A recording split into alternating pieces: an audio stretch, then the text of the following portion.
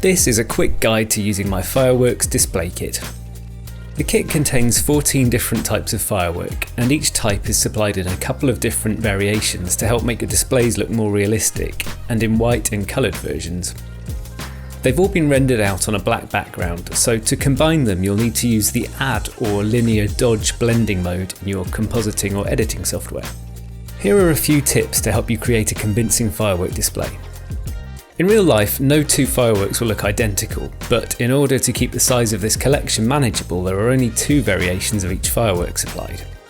However, you can add more randomness by rotating and scaling the fireworks, and slightly offsetting their timings by a few frames or adjusting the speed slightly. Don't rotate the fireworks more than a few degrees though, because in real life fireworks are affected by gravity, and if you rotate them too much, it's not going to look like gravity is pulling them downwards. All of the coloured fireworks in this pack are red, but you can use a hue or saturation effect to easily change the colour. In real life, fireworks are only available in a limited range of colours determined by the chemicals that are used to make them, so I'd recommend using some reference photos and basing your colours on the colours of real-world fireworks.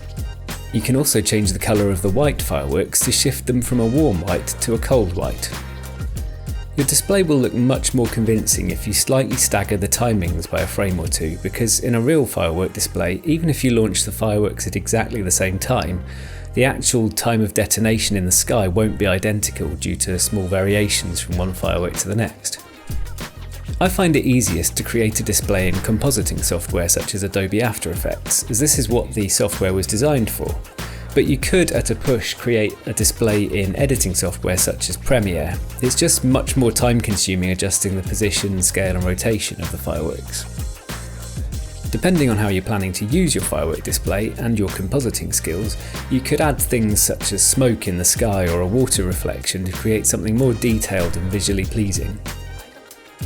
I hope you enjoy using this kit and would love to see what you create using it, so please feel free to tag me in any videos on social media.